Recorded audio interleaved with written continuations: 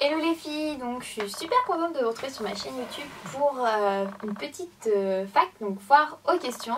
Donc je vous avais demandé de partager sur Facebook, Twitter ou Instagram quelques questions avec le hashtag AskYumDidou. Donc je vais répondre à vos questions dans cette vidéo. Alors on commence tout de suite avec une question donc de Priscilla sur Facebook concernant mon équipement de triathlon. Alors j'ai commencé le triathlon l'année dernière. Et effectivement l'équipement en triathlon c'est vraiment le nerf de la guerre puisqu'il en faut pas mal. Alors en triathlon tout d'abord l'aspect natation. Il vous faut impérativement une combinaison pour nager dans l'eau. Et normalement dans l'eau qui n'est pas très chaude souvent en triathlon, que ce soit vous faisiez votre triathlon soit en lac ou en mer ou en rivière ou dans des bassins, enfin comme j'avais fait à Chantilly où l'eau n'est pas très... voilà. Donc cette combinaison, c'est une combinaison de nage, elle est beaucoup plus en fait légère et souple qu'une combinaison par exemple de surf. C'est pour ça que vous pouvez pas utiliser votre combinaison de surf pour aller nager, c'est pas la même chose et en plus ça ne vous tient pas aussi chaud que celle de natation qui va vraiment pouvoir suivre vos mouvements. Donc personnellement moi ma première combinaison de natation que j'ai achetée c'est celle donc de Nabagi à Decathlon, je crois qu'elle vaut 50 €. Petit problème pour cette combinaison, elle est vraiment super mais elle taille très grand, donc moi j'avais pris la taille la plus petite. Alors pour mon premier triathlon et tous mes entraînements que j'aime faire, en fait j'adore nager en eau libre et donc c'était super cool d'avoir cette combi. Et bien elle est un peu grande, donc résultat il y a l'eau qui rentre dans la combinaison beaucoup trop rapidement et résultat j'ai froid beaucoup plus vite que si la combinaison était à ma taille. Donc franchement pour le début ça a été, je l'ai gardée et je la garde toujours quand je suis à Montpellier, donc je la mets quand même de temps en temps encore. Et franchement je pense que pour débuter, si vous n'êtes pas trop menu, les combinaisons de nage Nabagi sont vraiment bien. Par contre je crois que vous la trouverez, elle est sur internet, mais je crois qu'en magasin vous la trouverez pas au rayon natation, il faudra aller un peu chercher ailleurs. Mais c'est vraiment Nabagi et pas Tribord, hein. Faites attention puisque c'est pas la même catégorie. Elle est vraiment très mignonne, elle est un peu rose, voilà, sexy. Je vous remettrai une photo de moi avec, voilà. Et après cette combi, j'ai investi dans une vraie combi de triathlon vraiment à ma taille, Orca. Et pour le coup j'en suis vraiment hyper contente, l'eau ne rentre pas super facilement, elle est hyper moulante mais c'est parfait pour aller nager hein, puisque c'est le but. Et forcément après la combinaison vous avez besoin d'un bonnet. Bon ça, le bonnet de bain franchement il n'y a pas... Vous pouvez utiliser le même que vous utilisez déjà en natation, comme si vous faites de la piscine.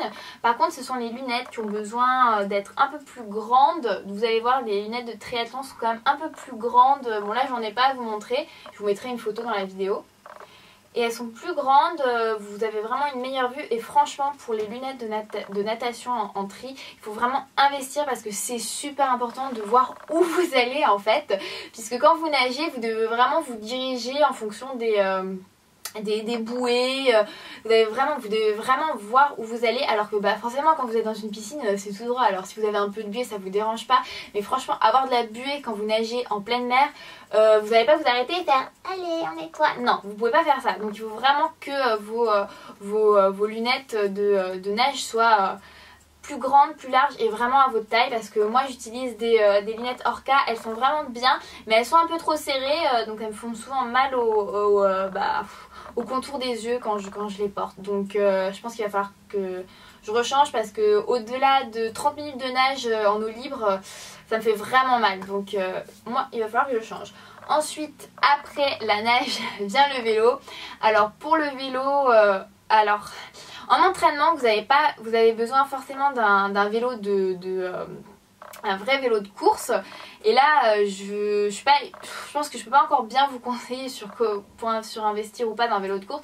Mais si vous vous lancez vraiment dans le triathlon, vous pouvez pas y couper. Le vélo de course vous êtes obligé d'investir et franchement ça vaut un certain prix quand même. Je crois que c'est minimum 500 €, voilà, donc c'est cher et je crois que vous pouvez aller jusqu'à 4 000 €, c'est extrêmement cher, mais comptez pour avoir un bon vélo au moins 1 000 €. Voilà. Après moi j'avais vraiment attendu les soldes pour acheter mon vélo, j'avais repéré le mien depuis assez longtemps.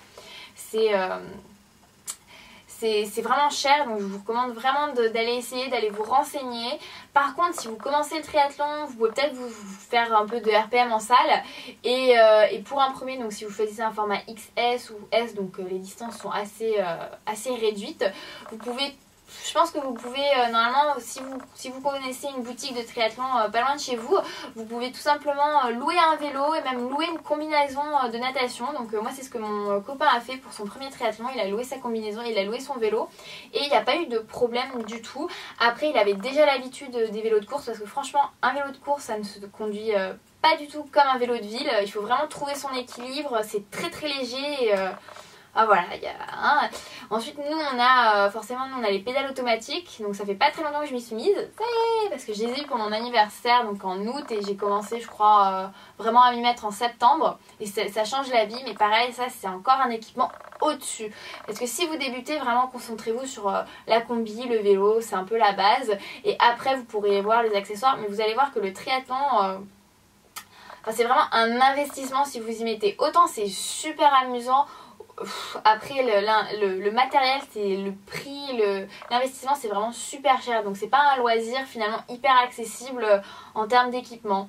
Après pour l'entraînement c'est mieux d'avoir forcément un short, un cycliste qui est forcément rembourré au niveau du popotin, parce que vous allez voir les selles de vélo de course sont vraiment très très fines, et si vous pédalez et que vous roulez longtemps, ça risque d'être douloureux, donc c'est pour ça qu'il vaut mieux investir dans ces shorts de cycliste pas très sexy mais très très moelleux au niveau des fesses. C'est vraiment le top, je vous le recommande.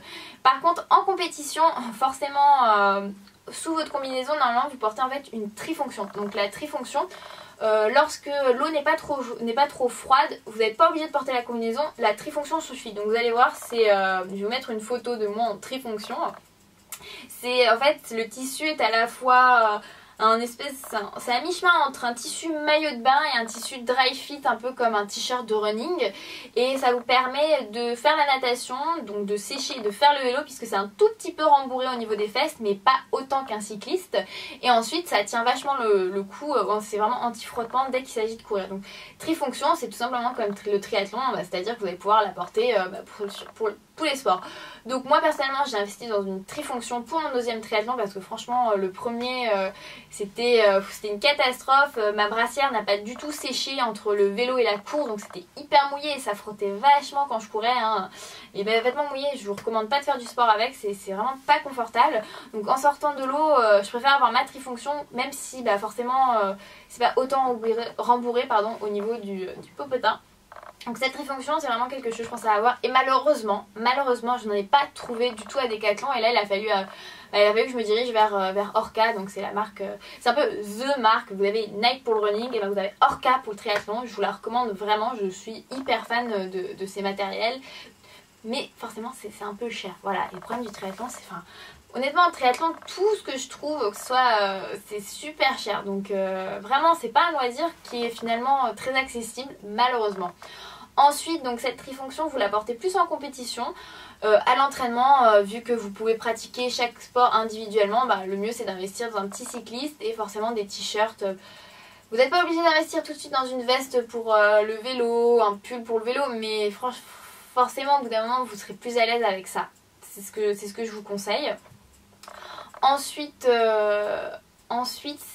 après, pour le running, vous avez l'habitude, c'est votre tenue habituelle.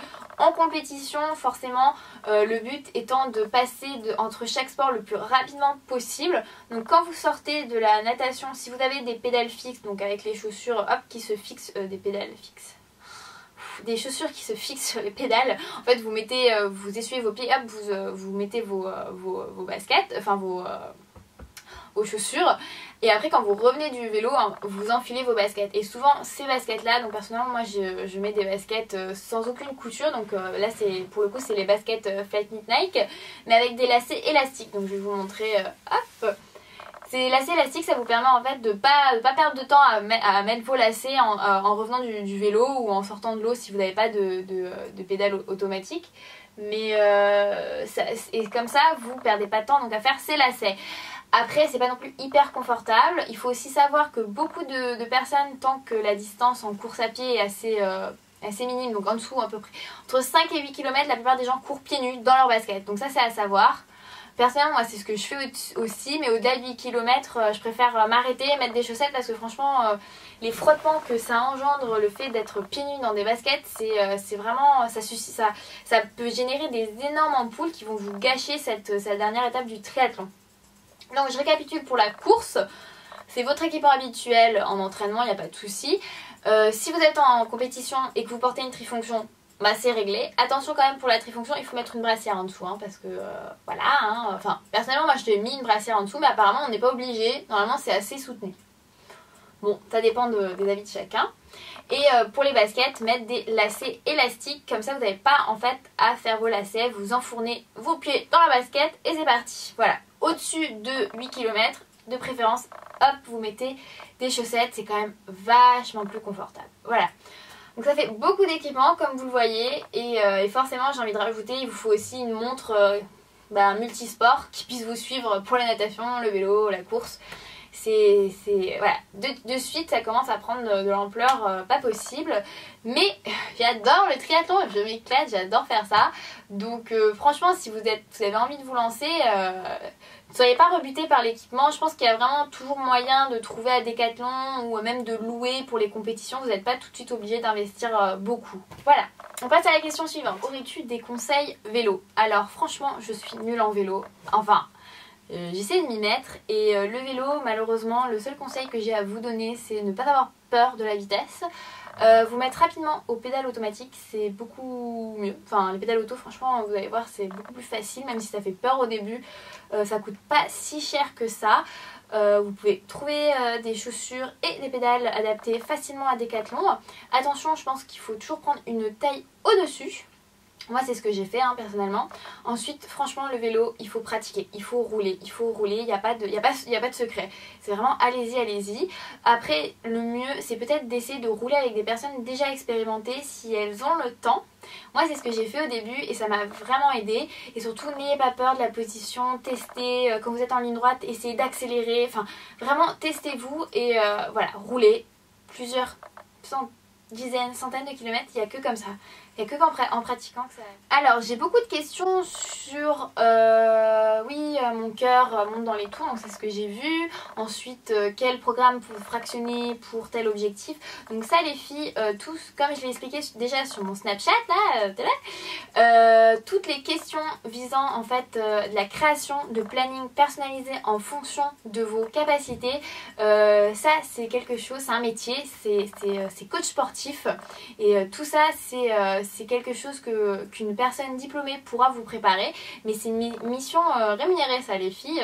Donc essayez d'ailleurs c'est ce que je suis en train d'étudier actuellement et c'est ce que ce diplôme va me permettre de faire par la suite, c'est vraiment de vous créer et vraiment vous donner des conseils hyper personnalisés en fonction de vous, en fonction de votre travail, en fonction de vos objectifs. Mais ça vraiment je peux pas le faire en foire aux questions, tout simplement parce que déjà c'est extrêmement personnel les informations à vous donner en fonction de vos objectifs. Donc voilà, je répondrai pas à ces questions. Et c'est pareil pour toutes les personnes qui m'envoient ces mails. Chaque fois je réponds toujours la même chose, c'est il vaut mieux que vous rencontrez un coach parce que c'est une personne qui pourra vraiment mieux vous conseiller et vraiment vous délivrer ce fameux planning personnalisé. Au-delà de ça, vous pouvez vraiment trouver sur internet des plannings qui sont pas personnalisés mais qui peuvent s'adapter à vos objectifs. Après il suffit que par vous-même vous puissiez peut-être le customiser un peu en fonction de vos propres capacités. Voilà pourquoi toutes ces questions je ne pourrais pas y répondre et je ne peux que vous encourager à vous diriger vers cette personne diplômée. Et honnêtement c'est pas si cher que ça, je vous assure. Quand je compare avec certains prix d'abonnement en salle ou même des abonnements à des conseils sportifs en ligne mensuels, franchement un coach ça peut vous apporter bien plus et en vrai. Voilà, donc n'hésitez pas, renseignez-vous, ils sont super sympas, ils sont adorables et ils sont diplômés pour ça. Voilà. On continue cette fois avec une question sur comment se remettre au running après une blessure. Donc ça je suis en train d'écrire un article dessus, mais les filles surtout Si vous avez été blessé, le mieux c'est surtout de demander à votre kiné, à votre médecin ce qu'il en pense, si vous êtes prêt à reprendre et s'il peut vous donner des conseils pratiques en fonction de la blessure que vous avez eue. Puisque c'est vraiment, si vous êtes cassé une jambe, la reprise du running sera beaucoup plus lente et progressive que si vous avez eu une tendinite pendant 2 semaines. Voilà, donc j'écris actuellement un article dessus et ça sera beaucoup plus complet qu'en vidéo, vous verrez. Ensuite, comment arrives-tu à gérer tout ça? Le blog, les cours, le sport. Alors mon organisation, j'avais partagé un peu sur Snapchat, donc c'est une organisation assez militaire. Je me fais des plannings et des to-do list, plutôt des plannings puisque les to-do list ça me désespère en fait de pas pouvoir les faire, ça me déprime. Donc je me fais vraiment des plannings et j'essaie de fonctionner.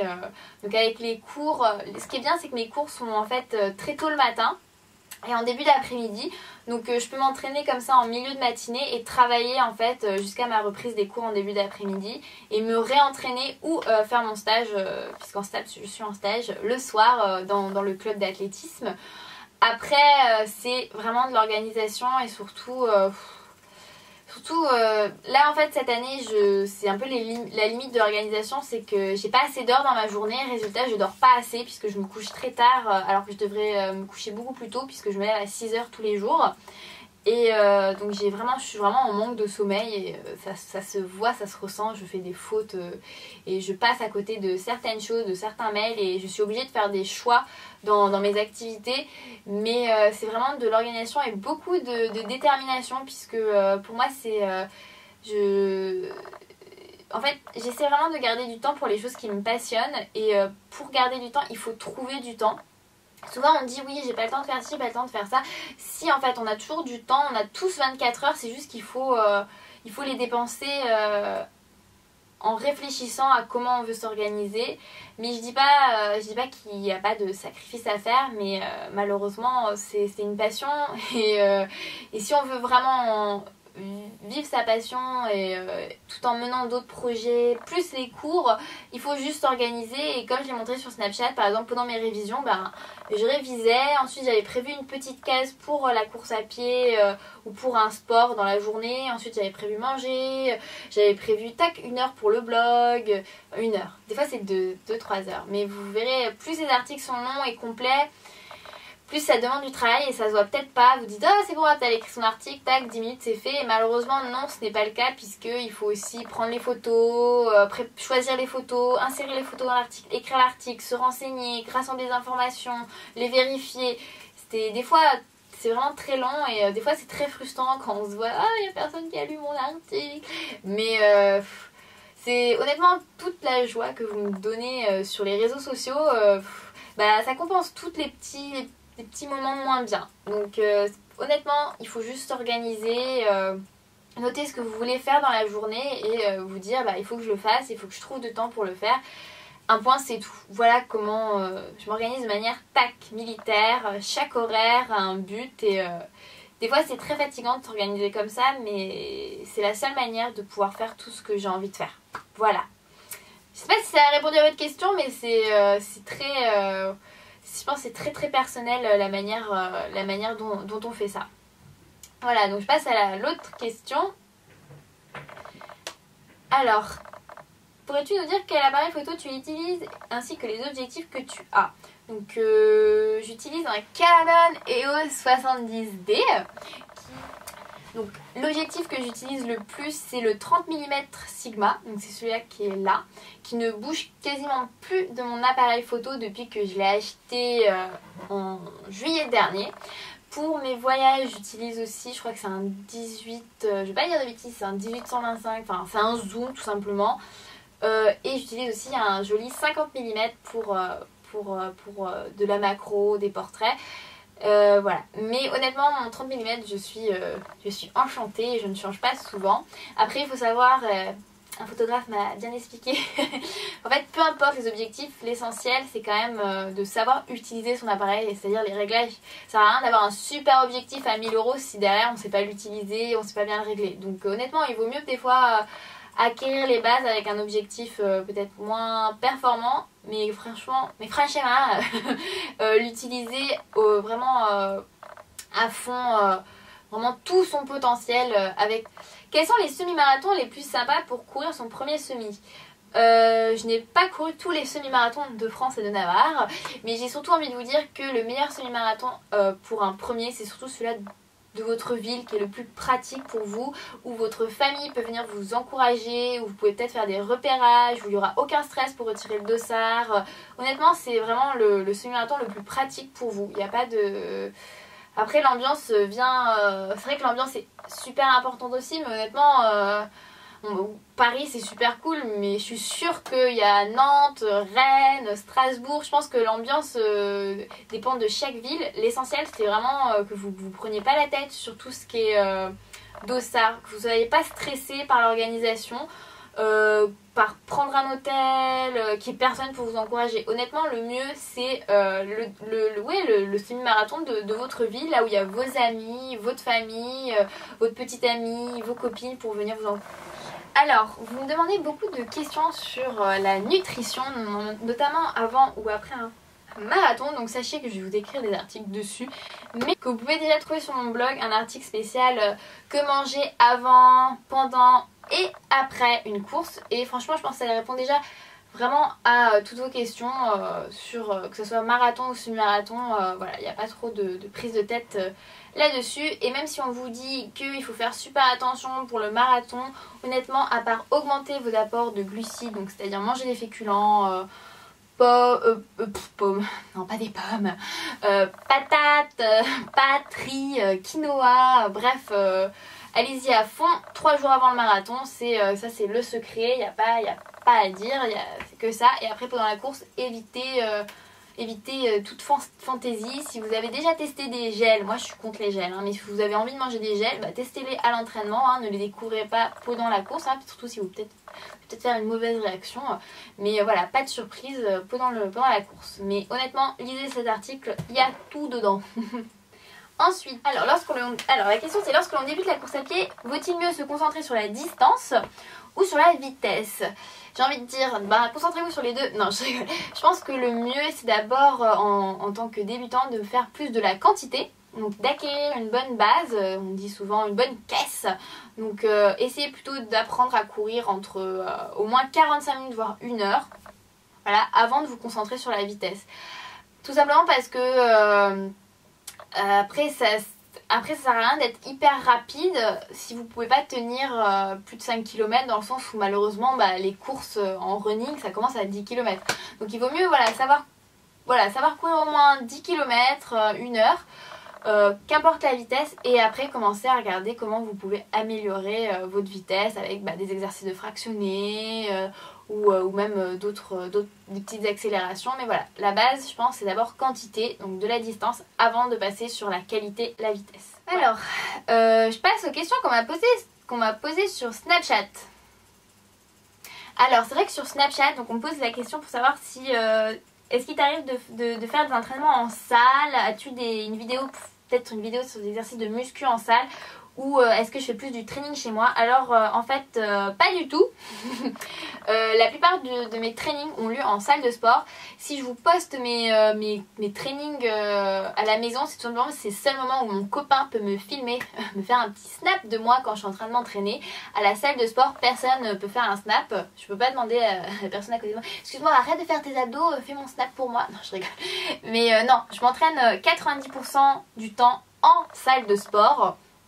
Et je préfère, tout simplement parce que il y a plus de matériel. Tout le matériel que j'ai chez moi, il est bien, mais il va pas assez long. Il a pas suivi mon niveau. Donc résultat, les haltères que j'ai, elles sont pas assez lourdes. Enfin, voilà. Donc je préfère m'entraîner en salle de sport. Et puis en plus, c'est peut-être un peu plus hygiénique que m'entraîner chez moi, puisque chez moi c'est quand même petit, voilà. Quand je m'entraîne à la maison, c'est quand je suis chez mes parents. Donc là où il y a beaucoup de place, où je peux même aller sur la terrasse. D'ailleurs j'adore m'entraîner là-bas puisque je peux m'entraîner dehors au soleil, c'est génial. Mais sinon c'est malheureusement en salle de sport. Après des exercices de musculation, alors je sais pas si par musculation tu entendais des exercices avec les machines. Alors il faut savoir que je n'utilise quasiment jamais les machines. Je ne fais que des exercices à poids de corps ou avec forcément des petits accessoires. Oui, je peux proposer effectivement de vous faire des vidéos là-dessus, mais en fait ça va arriver bientôt, voilà. Mais après des exercices sur les machines, non, j'utilise quasiment jamais ça, et je trouve que je sais pas trop mon truc. Après il y a quelques machines que j'utilise mais enfin vu que c'est avec des machines, je pense qu'il n'y a pas 50 000 mouvements à faire. Donc voilà, après tout le reste des exercices, ouais, je peux vraiment vous faire des vidéos et j'ai hâte de vous en proposer. Ça arrive bientôt, voilà. Autre question toujours sur Snapchat. Pour les personnes qui veulent me suivre d'ailleurs sur Snapchat, sachez que mon pseudo c'est Anne du Mdidou, tout simplement. Je poste beaucoup de bêtises, je m'amuse beaucoup là-dessus. Alors, pareil, chaussettes de compression, quelle est leur utilité, comment les choisir, quand les utiliser? Alors, les chaussettes de compression, ça permet un meilleur retour veineux. Donc, si vous avez des problèmes de rétention d'eau ou de pieds qui gonflent, voilà. Après la course, c'est super bien de porter que ce soit des manchons ou des chaussons ou des chaussettes de compression. Ça permet vraiment un meilleur retour veineux et ça limite un peu l'apparition des courbatures. Après, tout ce que vous lisez sur à quel point c'est magique de porter des bas de compression, c'est n'importe quoi, voilà. Je pense que c'est beaucoup plus psychologique. Après, c'est vrai que vraiment que la circulation sanguine est vraiment... est meilleure, mais c'est pas non plus une potion magique. Il faudra que vos pieds seront d'une taille normale après un marathon, pas du tout. Ça aide, mais sans plus. Donc les bas de compression, il faudra plutôt les porter après la course que avant. Pendant la course, honnêtement, moi je les porte parce que pareil, j'ai les pieds qui ont tendance pareil à gonfler, on va dire. Mais concrètement, pendant la course, ça ne sert pas à grand chose à part permettre, en fait, c'est très scientifique, mais de réduire l'oscillation de vos mollets, voilà. Donc, en fait, quand vous courez, je sais pas si vous voyez, mais là, en fait, ce truc, ça bouge. Bon, c'est sûr que voilà, le mollet bouge en fait quand vous courez. et plus vous courez longtemps, moins le muscle en fait a de contrôle sur lui-même, on va dire, et plus ça oscille, voilà. Et le bas de compression permet de garder tout ça en place. Donc ça permet en fait de limiter les crampes et les courbatures. Mais voilà, c'est pas une potion magique, ça sert à ça. Mais c'est plus vous les voyez parce que c'est à la mode, mais concrètement non, c'est pas nécessaire. Et honnêtement, portez-en que pour les longues distances, semi et marathon, et surtout après. Le plus important c'est après, parce que franchement, pendant c'est pas hyper utile. Voilà. Ensuite, ça coûte très cher, donc si vous avez vraiment des problèmes veineux, sachez que votre médecin peut vous en prescrire. Donc les fameux bas de contention de votre maman, et ben c'est exactement les mêmes que ceux que vous allez acheter limite je crois 40 ou 50 € la paire. Donc n'hésitez pas à en parler à votre médecin si vous avez vraiment des gros problèmes veineux, ça vous aidera vraiment. En plus c'est remboursé par la sécu, donc voilà. On me demande aussi combien d'heures de sport je fais par jour ou par semaine en moyenne. Donc il faut savoir que je fais entre 1 heure et 1h30 de sport par jour, mais que forcément j'ai aussi un jour où je ne fais pas de sport, un jour où je peux faire peut-être 2 voire 3 heures de sport dans la journée et le lendemain que 30 minutes. Donc en fait ça dépend vraiment des jours, mais en moyenne c'est 1 heure. Donc on parle beaucoup de ma formation en STAPS, donc est-ce que tu as repris tes études, quelle année de STAPS, donc est-ce que tu as sur une formation de coaching après, donc voilà. Donc je pense que je vais tout simplement écrire un article parce que ça semble très flou ce que je fais en STAPS. Ce sera plus simple, mais pour savoir, je suis directement passée en L3 entraînement sportif, donc pour devenir entraîneur sportif tout simplement. C'est l'équivalent en fait de coach, mais peut-être plus poussé et moins orienté fitness pour le coup, puisque moi je m'oriente plus pour la course et sur le training. Donc c'est moins rentré coaching, voilà, c'est moins en salle de sport, c'est plus personnalisé et vraiment plus poussé dans la performance et plus global, puisqu'on aborde vraiment la nutrition, tout ce qui est la biomécanique, enfin tout ce qui est la physionomie, enfin c'est vraiment plus poussé je pense qu'une formation de coaching, hein. Et surtout il y a quand même les personnes qui sont avec moi ont quand même aussi suivi 2 ans auparavant, et moi j'ai dû valider, hein, je suis pas rentrée comme ça en 3e année, coucou, non, j'ai validé des acquis pour pouvoir rentrer directement en L3, hein, contrairement à puisque j'ai reçu quand même des commentaires très négatifs de gens qui s'imaginaient que j'étais rentrée comme ça comme une fleur. Non, j'ai validé des acquis vraiment pour prouver que j'avais les compétences pour rentrer directement en 3e année de STAPS. Et honnêtement, si vous êtes passionné de sport et que vous voulez en faire votre métier, je ne peux que vous recommander la formation STAPS et les études universitaires, hein, puisque c'est une universitaire, ce n'est pas une formation, hein. c'est vraiment des études universitaires diplômantes, hein, donc c'est un peu, je pense que c'est un peu plus poussé qu'une formation. Donc voilà, allez-y, si c'est votre passion, allez-y, puis franchement c'est vraiment des études génialissimes, il y a du pratique, du théorique, c'est parfait, franchement je suis très épanouie dans ces études. Voilà, allez-y. Une vidéo qui est déjà assez longue et je n'ai pas pu répondre à toutes vos questions.